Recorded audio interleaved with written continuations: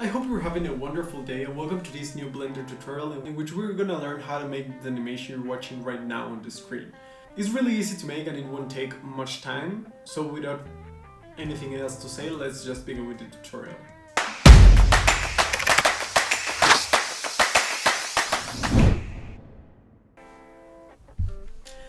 First of all, as always, we're gonna delete these things we have in the scene. We're gonna add a plane. We're gonna play a little bit with the geometry nodes we have here in Blender. But we're gonna add a plane that is just gonna be called plane, and then we're gonna add a cube that is gonna be called instance. This cube is what we're gonna reproduce inside of our plane we have behind. So for now, we're gonna hide this cube and hide it from the render too by clicking this little camera we have on the right, and we're gonna scale this plane, let's say 4 times by pressing S and then the 4 key, and then we have to press tab in our keyboard and then right click in our plane and press subdivide, and then right below down here we're gonna get this little menu or window that we have to make a little bit bigger for us to see the values we have in here, and we have to select the number of cuts and put something like 100. We're gonna have a lot of cuts, but it's just what we want for this animation to work. So now what we have to do is come inside the geometry nodes panel and put your mouse in this corner and push it a little bit to the left. And once we've done that, we have to click right here where it says new, and then move a little bit to make some space, and then press Shift A, press S to search for a node, and then type in instance on points. That's it. And we're gonna instance into this grid the cube we have right here that is called already instance. We're gonna put it right here and connect it right here. Right now we got a lot of cubes inside of this tiny space, so what we have to do is to put in here a transform node and transform this cube for it to be, let's press shift and drag to select the 3 values of the scale and put something like 0.1, maybe a lot smaller, 0.01. And now we have a grid that all cubes are like touching each other. There is no like space in between them. So we're gonna put something like 0.008. And now we have little spaces between each one of them. Now we have a little problem right here, that is that our grid is not below the cubes we have. So in order for us to see that grid, what we have to do is to move this a little bit below and then press Shift A and search for a join geometry node. This join geometry will allow us to see also the grid we have below by connecting this geometry node we have right here into the join geometry node. And now we can see below the cubes we have our little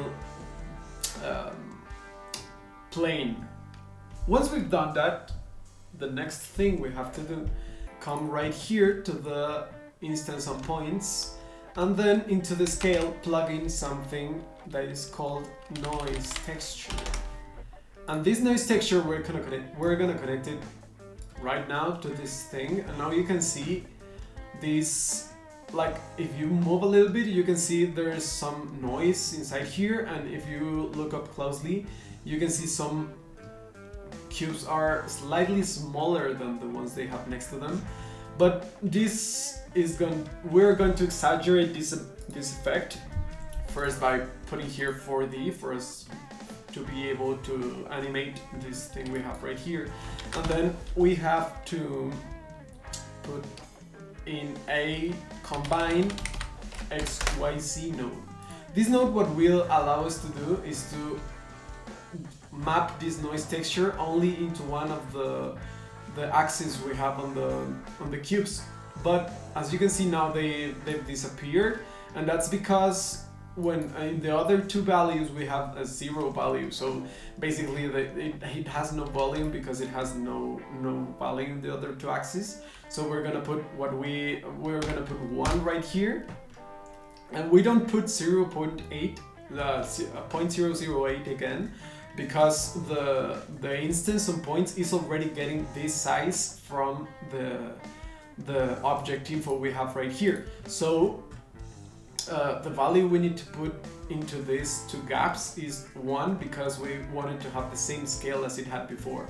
And now the only node that is being affected by this noise texture is the z-axis. So the cubes are the same from the top, but if we look at it from the side, we can see we have little variations in the size of these cubes. But this effect is still not, you cannot now notice this effect like by watching the scene. So what you have to do now is put in here a math node, and we're gonna set this node to multiply.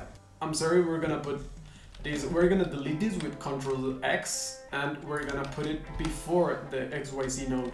Why am I changing this? Because if we, let's say in this purple line we have the 3 values, we have XYZ, and in the gray ones we only have one of them, we only have one value. So if we change this one value that is going into the x-axis with the math node, only the z value will be affected, but if we put it after, the 3 values will be affected. So we have to put it before, and now we're gonna put it into multiply, and then we can put this value up, and we can see now how this is starting to get more interesting.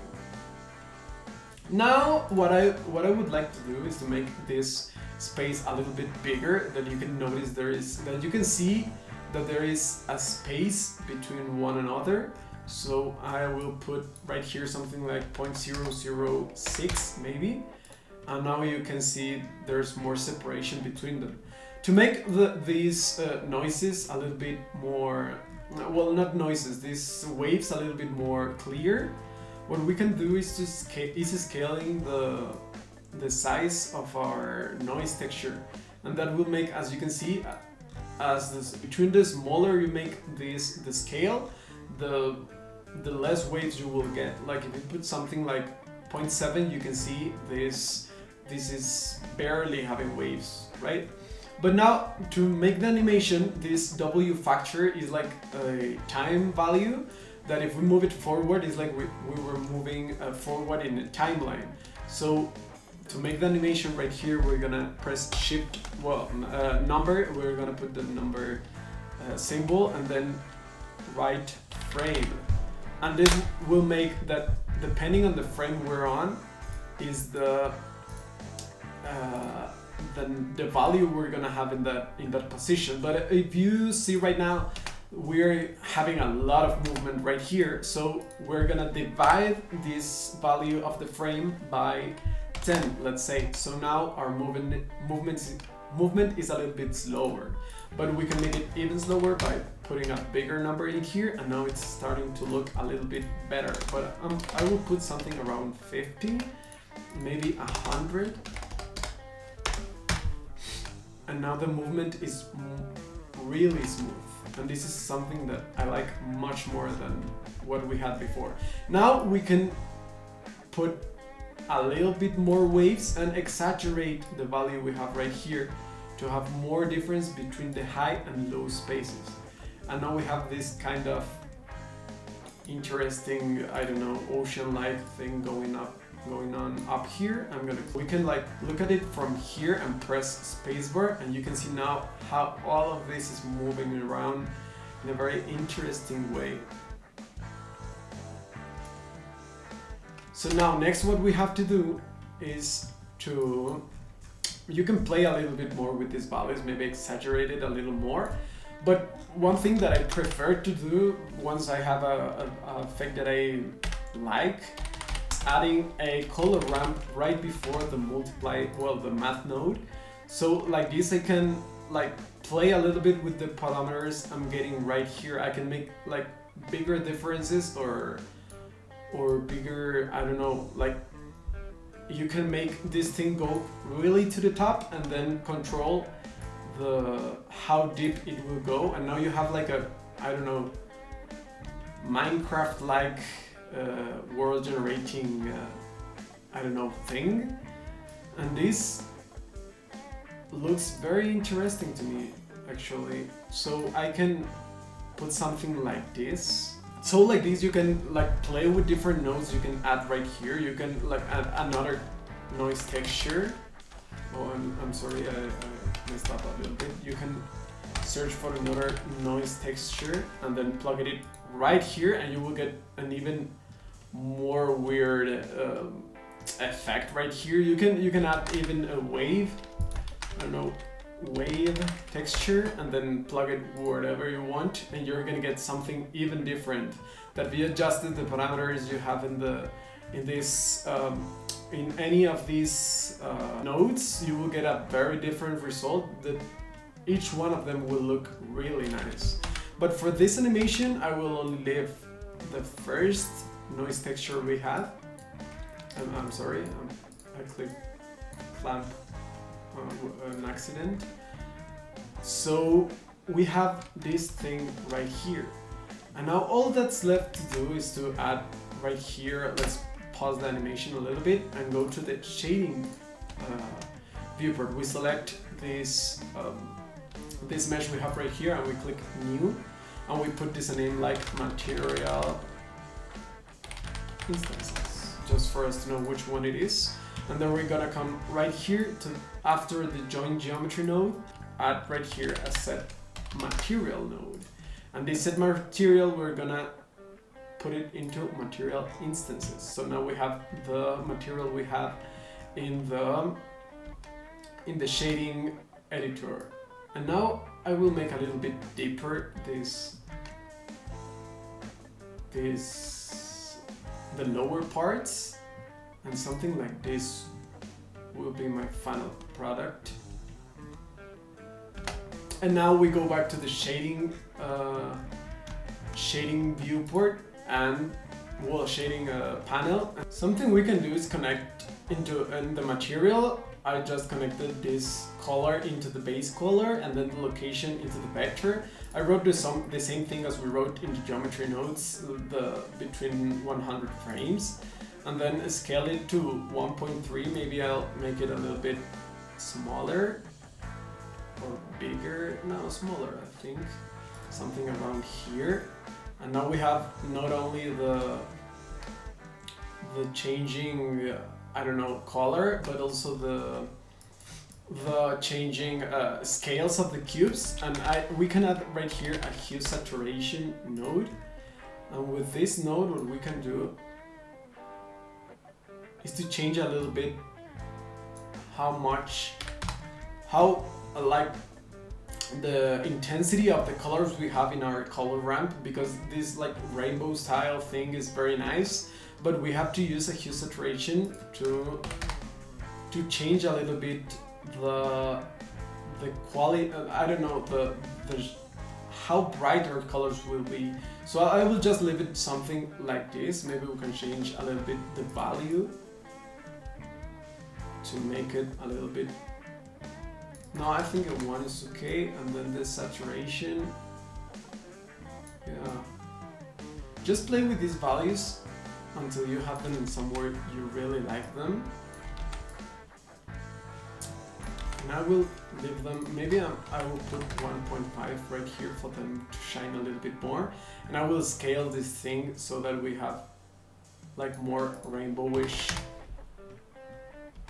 kind of texture. And now all that's left to do is come back here to the viewport and press Shift A, add a camera, press view, align active camera to view, and then press N, view, and camera to view. And now we can move our camera as if it was a normal viewport. And I will put it something around here. And I think I'm gonna change my format to a square format, something like 1920. That's it.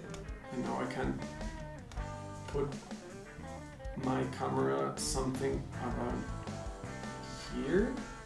And now you can see all the movement going on. Well, maybe I can make a little bit of a close-up, like not showing all the edges. And that's right. Now we are gonna turn on the render view and come here to the render engine and change to cycles. And once we've done this, we're gonna change to GPU right here in case you count with 1 and change the samples to something like 100. And in the max samples of the render, I'm gonna put something like 200 because we're not gonna need that much samples for this composition. And now I'm gonna press Shift A, add an area light, move it up. Better, I'm gonna import, instead of an area light, a sunlight. And I will rotate it a little bit in the x-axis to get some shadows into these cubes. And now I'm gonna come back here to the shading viewport and plug in the color into the subsurface color as well. And then I come to the render view and I get something that looks just like this. And I will just increase the subsurface color a little bit. And we will get this kind of transparent, weird looking sphere, cubes. And I'm gonna come down here to the roughness and scale it a little bit up. And select your sun and go into the light preference and put a higher value right here in the lights. And now we can come here to the layout, move your timeline to any point and press render image and look how our animation is going right now. And this is what we're getting from the render, and I think I'm not quite loving it, and that's because we have to play a little bit more with these hue saturation values. We can try to bring a little bit higher the saturation and make some nicer colors and play a little bit more with the scale of this thing. I think if I put some bigger, like more color variety into the composition, it's going to look more interesting. Because take in mind that not only the shapes are simple squares, but also when these squares go up and down, we're gonna get different results in the distribution of the texture along all of our animation. So now we can send a new render. And I think I'm gonna rotate my sun because my camera is only looking at the shade, like the shadows in the scene. So I'm going to change this sun and rotate it in the z-axis and put it pointing more towards where my camera is looking. Right here, and we get more colors from this composition. And now you can put your background color into black, and you can see now it's more like a, I don't know,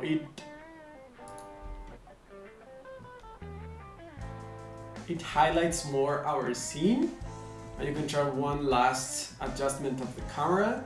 And now just come right here to the scene properties and click in the folder you wanna keep these frames you just like made, and create a new, well, in my case I'm gonna create a new folder that I'm gonna name it color cubes, and select it, press accept, and now you only have to press render animation and your animation will save all of its frames in the folder we just created. And that's all you have to do to make this beautiful animation. It's all colorful and I actually love the result we get. You can play with all the parameters I showed you in the notes to get very different compositions every time you try. So I invite you to play with these parameters and create something a little bit different and make something that you like. You can even change the colors, adding a color ramp after the noise texture. And this is all I have to say for this animation. It was really fun to make. I hope you liked the video. If you did, please like and subscribe. You help me a lot if you do it. And I hope to see you in the next tutorial.